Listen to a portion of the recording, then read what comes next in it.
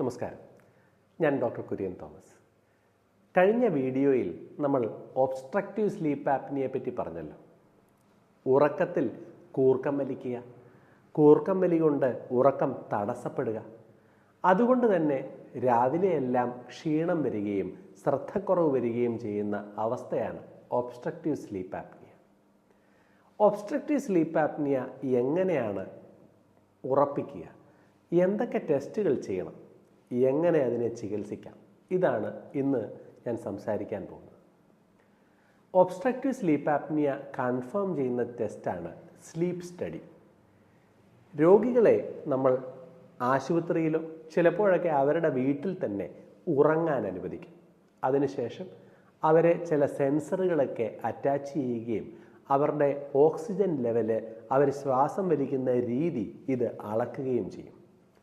ഉറക്കത്തിൽ എത്ര തവണ ഉണരുന്നു, ഓക്സിജൻ്റെ ലെവല് താഴ്ന്നു പോകുന്നുണ്ടോ, ആ സമയത്ത് രോഗിയുടെ ഹൃദയത്തിൻ്റെ മിടിപ്പ് എത്ര, BP എത്ര, ഇങ്ങനെയുള്ള കാര്യങ്ങൾ ചെക്ക് ചെയ്യുന്ന ടെസ്റ്റാണ് സ്ലീപ്പ് സ്റ്റഡി.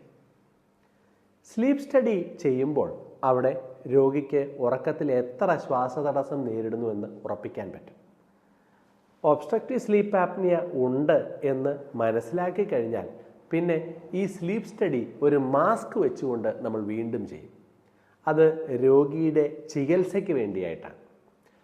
ബൈപാപ്പ് മാസ്ക് എന്ന് പറയുന്ന ഒരു മാസ്ക് വെച്ച് അതിലൂടെ ഓക്സിജൻ അടിച്ചു കൊടുക്കുകയും ആ സമയത്ത് ശ്വാസതടസ്സം മറികടക്കുകയും ചെയ്യുന്നതാണ് ഒബ്സ്ട്രക്റ്റീവ് സ്ലീപ്പ് ആപ്നിയയുടെ ചികിത്സ. ഒബ്സ്ട്രക്റ്റീവ് സ്ലീപ്പ് ആപ്നിയ ഉള്ളവരിൽ മറ്റു ചില ബ്ലഡിൻ്റെ ടെസ്റ്റുകളും നമ്മൾ ചെയ്യും. പ്രധാനപ്പെട്ടത് ഹീമോഗ്ലോബിൻ്റെ അളവാണ്. കാര്യം, ആവശ്യത്തിന് ഓക്സിജൻ നമുക്ക് കിട്ടുന്നില്ല എന്നുണ്ടെങ്കിൽ ശരീരത്തിലെ ഹീമോഗ്ലോബിൻ്റെ അളവ് കൂടാം. ഇതിന് പോളിസൈത്തീമിയ എന്നാണ് പറയുന്നത്. പുകവലിക്കുന്നവരിലും മലമ്പ്രദേശങ്ങളിലൊക്കെ താമസിക്കുന്നവരിലുമൊക്കെ പലപ്പോഴും കാണുന്ന ഒരു രോഗാവസ്ഥയാണ് പോളിസൈത്തീമിയ. ഉറക്കത്തിൽ പലപ്പോഴും ശ്വാസതടസ്സം നേരിട്ടാൽ ഓക്സിജൻ ആവശ്യത്തിന് കിട്ടുന്നില്ലാത്തത് കൊണ്ട് രോഗികളിൽ ഹീമോഗ്ലോബിൻ പൊങ്ങാം. ഇത് പ്രഷറൊക്കെ കൂടുന്നതിലേക്ക് വരെ വഴിവെക്കാം. രണ്ടാമത്തേത് തൈറോയിഡിൻ്റെ ടെസ്റ്റാണ്. തൈറോയിഡിൻ്റെ പ്രശ്നങ്ങൾ പ്രധാനമായും ഹൈപ്പോ തൈറോയിഡിസം ഉള്ള രോഗികളിൽ ശരീരഭാരം കൂടുകയും കഴുത്തിലൊക്കെ ഫാറ്റ് ഡെപ്പോസിറ്റ് ചെയ്യുകയും ശ്വാസതടസ്സം ഉണ്ടാവുകയും ചെയ്യാറുണ്ട്. പിന്നെ കിഡ്നിയുടെയും ലിവറിൻ്റെയും ടെസ്റ്റുകൾ ചെയ്യും. കാര്യം, ഒബ്സ്ട്രക്റ്റീവ് സ്ലീപ്പ് ആപ്നിയ ഉള്ള രോഗികളിൽ ഒത്തിരി ആൾക്കാരിൽ വെയിറ്റ് കൂടുതലായി കാണുകയും അവർക്ക് ഫാറ്റി ലിവറൊക്കെ ഉണ്ടാവുന്നതും കാണാറുണ്ട്. നേരത്തെ ഞാൻ പറഞ്ഞതുപോലെ ഒബ്സ്ട്രക്റ്റീവ് സ്ലീപ്പ് ആപ്നിയ BPയും ഷുഗറും ഒക്കെ വഷളാക്കുന്നത് കൊണ്ട് ഈ രോഗികളിൽ കിഡ്നി ഡിസ്ഫങ്ഷനൊക്കെ ഉണ്ടാകാറുമുണ്ട്. പുരുഷന്മാരിലെ സെക്സ് ഹോർമോണായ ടെസ്റ്റോസ്റ്ററോണിൻ്റെ അളവൊക്കെ കുറയ്ക്കുന്നതിന് ഈ ഒബ്സ്ട്രക്റ്റീവ് സ്ലീപ്പ് ആപ്നിയ വഴിവെക്കാം. ഈ പറഞ്ഞ ടെസ്റ്റുകളൊക്കെ ചെയ്ത് സ്ലീപ്പ് സ്റ്റഡിയിലൂടെ ഒബ്സ്ട്രക്റ്റീവ് സ്ലീപ്പ് ആപ്നിയ ഡയഗ്നോസ് ചെയ്തെന്നിരിക്കട്ടെ, എങ്ങനെയാണ് അത് ചികിത്സിക്കേണ്ടത്? പ്രധാനപ്പെട്ട ചില ജീവിത രീതിയിലുള്ള മാറ്റങ്ങൾ ആവശ്യമാണ്. ഒന്നാമത്തേത് വെയിറ്റ് കുറയ്ക്കുക എന്നുള്ളതാണ്. ബോഡി മാസ് ഇൻഡെക്സ് BMI ഒരാളുടേത് 25ൻ്റെ താഴെയായിരിക്കണം. 25ന് മുകളിലാണെങ്കിൽ ഓവർ വെയ്റ്റ് എന്ന് നമ്മൾ പറയും. വെയിറ്റ് കുറയ്ക്കുന്നത് ശ്വാസതടസ്സം ഒഴിവാക്കുന്നതിനും പ്രത്യേകിച്ച് കഴുത്തിലേക്ക് ഫാറ്റ് അടിഞ്ഞിരിക്കുന്നത് കുറയുന്നത്, ഈ കിടക്കുമ്പോൾ ഈ ശ്വാസകോശം തടസ്സപ്പെടുന്നത് ഒഴിവാക്കാൻ സഹായിക്കും. രണ്ടാമത്തേത് കിടക്കുന്ന പൊസിഷനാണ്. നേരെ മലക്ക കിടക്കുകയാണ് എന്നുണ്ടെങ്കിൽ ശ്വാസതടസ്സം വരാനുള്ള സാധ്യത കൂടുതലാണ്. OSA അല്ലെങ്കിൽ ഒബ്സ്ട്രക്റ്റീവ് സ്ലീപ്പ് ആപ്നിയ ഉള്ള രോഗികൾ ഒരു വശത്തേക്ക് ചെരിഞ്ഞു കിടന്നാൽ ഒരു പരിധിവരെ ശ്വാസതടസ്സവും കൂർക്കം വലിയും ഒഴിവാക്കാൻ പറ്റും. ചില രോഗികളിൽ ഈ പല്ലിൻ്റെ അലൈൻമെൻറ്റ് കറക്റ്റ് അല്ല എങ്കിൽ ചില ആൾക്കാരുടെ താടിയലൊക്കെ കുറച്ച് പുറകോട്ടേക്ക് തള്ളിയായിരിക്കും ഇരിക്കുന്നത്.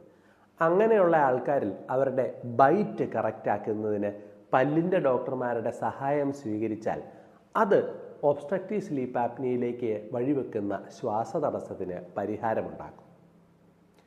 പിന്നെ ഞാൻ നേരത്തെ പറഞ്ഞതുപോലെ പുകവലിക്കുന്നവരിലും മദ്യം ഉപയോഗിക്കുന്നവരിലും OSA കൂടുതലാണ്. അതുകൊണ്ട് തന്നെ ഈ ശീലങ്ങൾ ഒഴിവാക്കിയാൽ അത് സഹായകമാണ്.